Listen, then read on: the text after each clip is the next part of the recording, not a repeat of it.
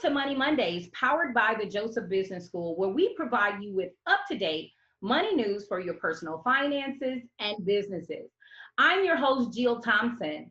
Today on our segment, we are bringing you a returning financial expert who's no stranger to Money Mondays.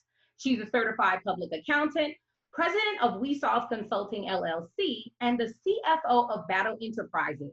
And in her volunteer time, she is an instructor of the Joseph Business School 9-month entrepreneurship program, where she teaches classes like financial analysis, record keeping, and accounting.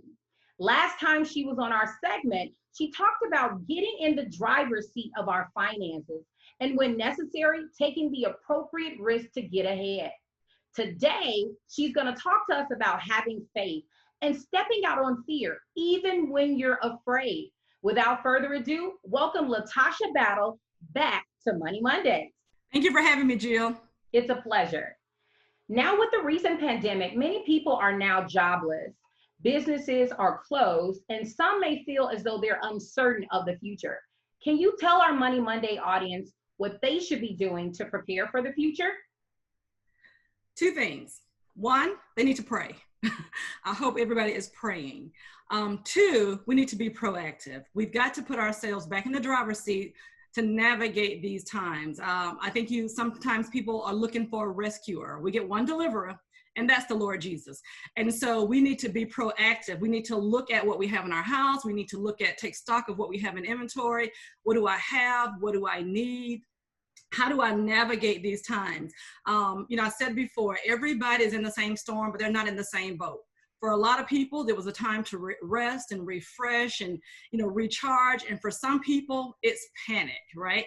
And so we just need for people to understand that, hey, look, you're in the driver's seat, regardless of what happens in Washington, that we have very little control over public policy.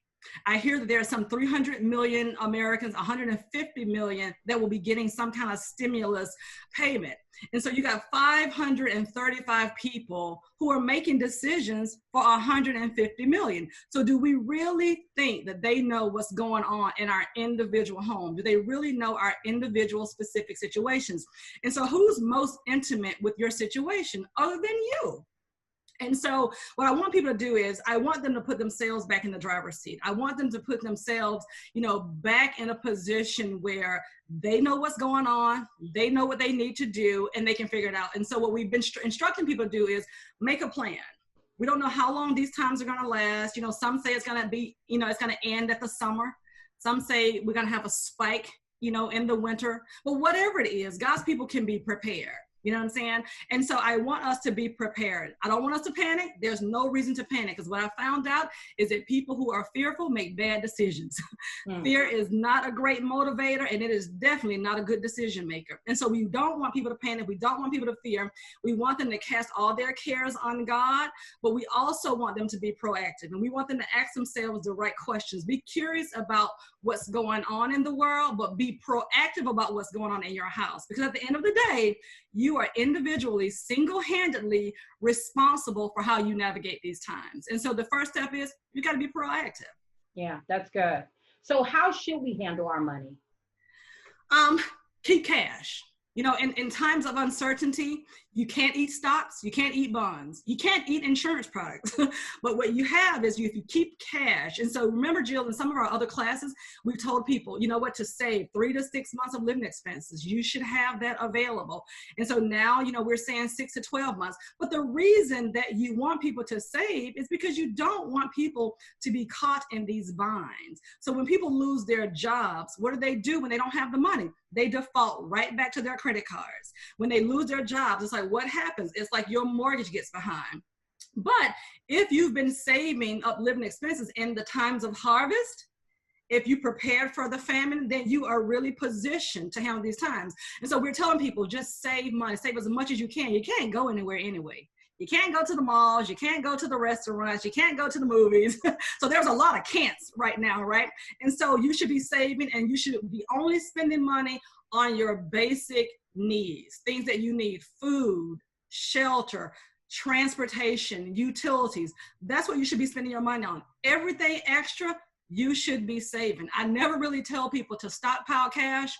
But today, I'm telling people, get some money in savings. The future is too uncertain. Like, we know our spiritual future is sure, but the things that happen in the natural are a little bit uncertain, right? Because if we knew for sure what was going to happen, guess what? We'd have prepared for this last year. That's true. Like we didn't see COVID coming, you know? And so I think we've got to save more. The other thing that we can do is shore up our skill set. So we talk a lot about those 4 streams of income. Now's a good time to invest in another one. The worst thing that can happen to a person is when they lose one thing, they have nothing else. So there are a lot of classes, a lot of colleges I saw, you know, offering classes for free, or, you know, just something that you can shore up your skill set. Get that, start thinking about what else can you do? What other skills do you have? What can you offer to people? There are a lot of people who are in need of a lot of different things now. How can you help benefit those people? For me, I had a life coach. I'm like, hey, when I come out of this, I want to be rocking and rolling. And so I think we've got to think about, what do we do with our money? The money that we still have left, what do we do with it? And the best thing to do with it is save it and get a skill set. That's so good. We want to work on those 4 streams of income. So it leads to our next question, which is good, because oftentimes people are considering even debt cancellation at this time. And so by you saying save, would you advise that this is not the best time to be thinking about canceling debt? If you can get it canceled supernaturally, get it canceled. Amen. Right. So I'm telling everybody, people know, you know, people who know me know that I do not like to see people in debt, because debt is bondage and it reduces your ability to have options. But now is not the time to be paying off your debts, right? You need to pay the minimum. Like whatever you owe, you need to pay the minimum on your debts, and you need to be keeping your cash. You also need to call your creditors, because here, you know, like this one of the things that this pandemic has done for us, it's just made some people better people, right? Mm-hmm. And so now you're getting grace with the banks, you're getting grace with the credit card companies. And so there's favor that is abounding, and we want to recognize that and take advantage of that. And so one of the things I tell people all the time is call your creditors, get that interest reduced to 0 if you can. If not, at least get it reduced, right? And so you don't want to spend all your money on paying off debts. You want to get it in writing. So when they lower your interest rate, you want them to lower it and get it in writing. And then after you've saved up 6-7 months of expenses, then you can start putting money towards your debt. Because after this, like I said, we don't know how far this thing is going to go out. We don't know how long. We don't know the severity of it. And so what you want to have is cash. You've heard the saying that, you know, that cash, the golden rules, he who has the cash rules. And so he who has not the cash, what happens? You're waiting for 535 people of Congress to make a decision for you. I don't want you in that boat. I don't want you waiting on somebody to make a decision for you. And so, again, locate yourself. If you are one of those people, and there are some of these people who don't have any financial challenges in this market, you know, they're essential workers, they're still working, they're making money, but they're saving a lot of money. If you feel good that you've got the 6 to 7 months in savings, then yes, absolutely. Go ahead, pay down your debts, get it done, whatever, pay extra on your mortgage, pay extra on your student loans, do all the smart things that we taught you to do. But if you're not in that boat, keep your cash, pay the minimum on your debts. Call your creditors and tell them that you want a 0 rate or at least a reduced rate.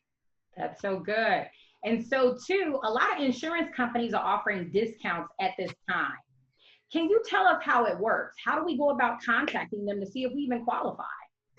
Again, it goes back to my point earlier. We've got to be proactive, right? So what we're finding out is that some insurance companies are giving discounts, and the way they're giving the discounts is they're giving either a refund, because, you know, people, particularly car insurance, you're not on the road, because, you know, a lot of your car insurance is based on your commute. You know, if you commute to work and you commute to school, and so then you're more susceptible to accidents and risk and all this kind of stuff. And so that drives your insurance.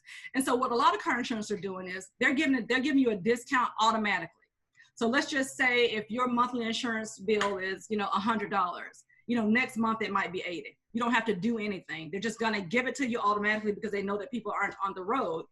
Some insurance companies are giving you refunds. Some are doing nothing. What is your responsibility though? Your responsibility is to contact them and figure out what your insurance company is doing. Again, it's wrong for us to assume that what everybody else is doing is what's going to happen to us. Because, you know, the Bible tells us what? We have not because we ask not. Yeah. And so we have to ask our mortgager, what are you doing? What relief are you providing? We have to ask these insurance companies, what are you doing? When it comes to life insurance, it gets a little bit more tricky, a little bit more interesting. Some people, they don't want to insure now. I mean, because, you know, what are they saying about the COVID, that it affects the elderly and all this kind of stuff. So if you're over 70, it may be very expensive and very difficult to get a life insurance policy. And so what you want to do is get a term life if you can. And so some of those are going away. But again, you've got to do the work. I'm reminded of a scripture when David was giving Solomon the instructions, and I love David and Solomon because I just like the way they interact with each other. But when he was giving him instructions for the temple, he says, be strong and courageous and do the work. And so you got to be strong and courageous and still do the work. And so a lot of these insurance companies give it to you automatically. If you are not sure about whether your insurance company is doing that, do the work. Just call them, ask them what they're doing. And if they said they're doing nothing, ask them why. Because right now is a good time to switch insurance companies if yours is acting up. Because it's just cheaper now. It's just cheaper now. And so also, some of those life insurance policies have a disability rider, and you want to look at that. This is a good time to know the state of your flock. I tell people that you should try to stay on top of what's in your house anyway, but you're paying all this money on life insurance, and you don't even know that when you lose your job, there's a provision in it that says you should get paid because you've not read the policy. Again, do the work. Yeah. And so you've got time. Go through all those policies, read them, understand them, and if you don't understand them, find somebody that does. Because you're leaving money on the table, and we don't do that. Yeah, we definitely don't want to do that. And you know what else? The big conversation lately has been around these stimulus packages, whether it's for businesses or even personally, where people are receiving $1,200. What's your opinion about this? $1,200. For some people, it's the next mortgage payment, right? And for some people, it's like, what do they want me to do with that? Right? It's just not enough, right? And so again, it depends on what boat you're in. Do I thank the federal government for the stimulus package? Absolutely. You know, I think it's a seed that they've sown into the, into families, of Americans or whatever. But $1,200 really is not a whole lot of money. But so if you need it for necessities, then spend it for necessities. If you don't, you need to save it. I'm telling everybody, save, save, save. So if you get this $1,200 and you need it for basic needs, then go ahead and spend your basic. I want you to be comfortable. I want you to have your mortgage paid, your rent paid, your utilities paid, but I also want you to use some wisdom. If you got that stuff paid already, then save the $1,200. Because at some point in time, think about this. At some point in time, the government's going to have to get that back right. I mean, we can't live on borrowed funds forever. So at some point in time, the good news is the $1,200 is not taxable income to you. It doesn't impact your tax refund that's coming and all this kind of stuff. But you have to think about it. You have to ask yourself, is that really a lot of money? Is that enough money for me to blow? You don't want to blow $1,200, right? And so we're telling people, keep that. For businesses, they have the payroll protection program. This is my favorite. Now, I don't get excited about the $1,200, but I get excited about the payroll protection program. Okay. You know why?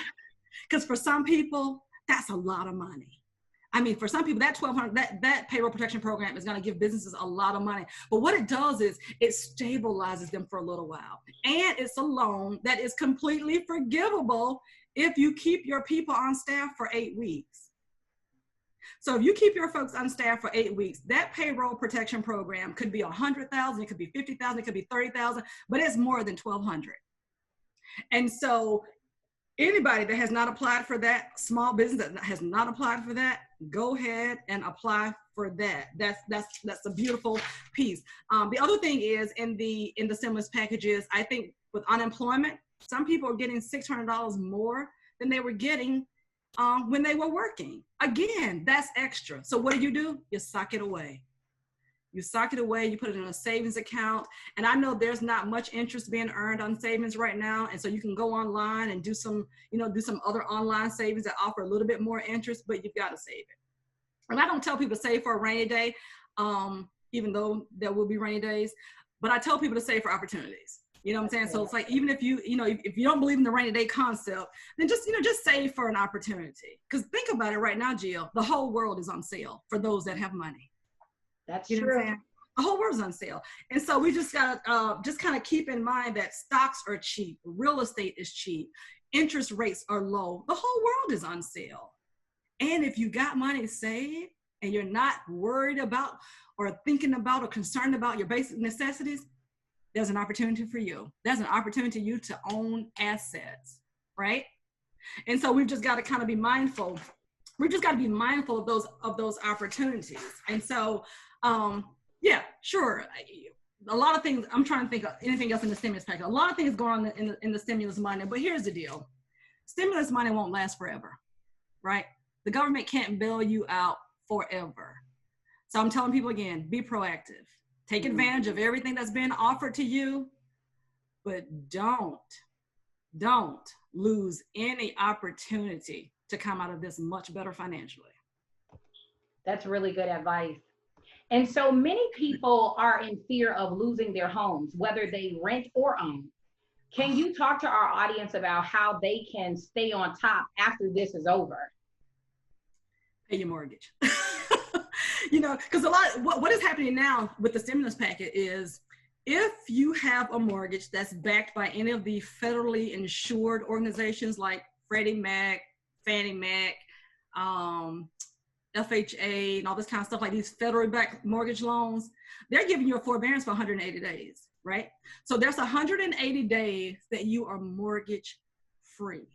You don't have to think about your mortgage, right, for 180 days. Now, at the end of those 180 days, you're going to owe all of that. So you got to ask yourself, you know, are you going to be better off paying it now and just not getting behind? Or do you think that you're going to be better off in 3 months or 6 months? And so, but again, that's an individual call, right? And so I told people, I said, listen, if you are struggling now, getting your basic needs taken care of, then go into the forbearance. Go into the forbearance and save what you would have been putting towards mortgage. But again, you've got to be proactive. You've got to call the mortgage companies.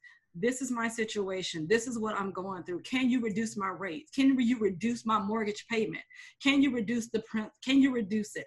And so a lot of times, and pray. I always tell people, when you have to talk to these people, you have to pray first. And I don't say these people, like meaning they're bad people or anything, but you just have to pray first, because some people need a nudge from the Holy Ghost in order to do right.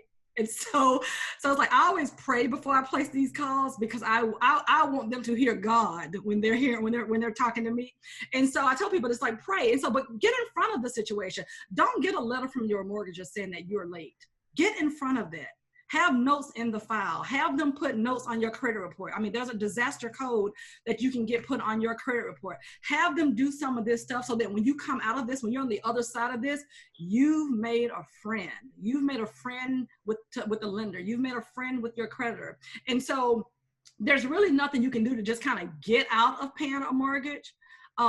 But you can certainly get some grace in when you pay it. You can get some grace in how much is remaining. You can get some grace on the rates.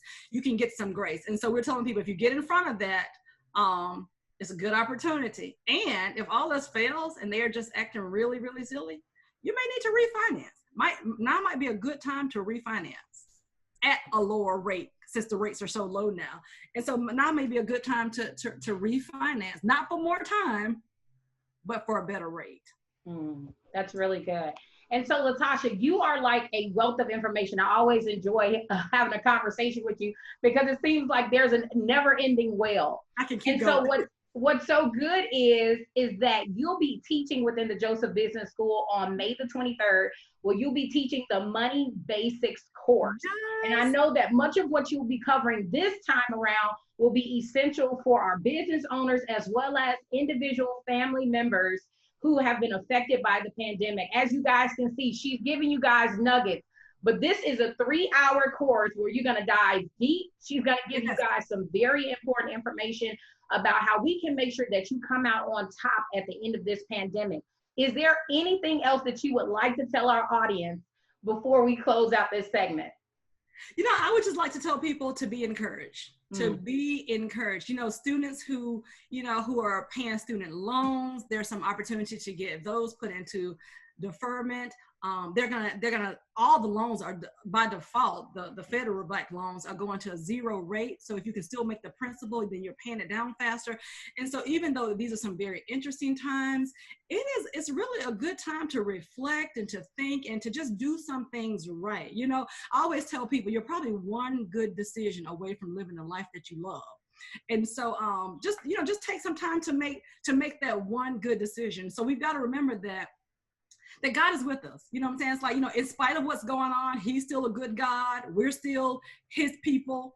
And so there's some things that are changing, and they're changing quickly, but there are some things that never change. The love of God never changes. And so his love for us never changes. Nothing can separate us. And so it's like when I go into situations knowing that, I know that I'm going to be all right. You know, my grandma used to say, everything is going to be all right.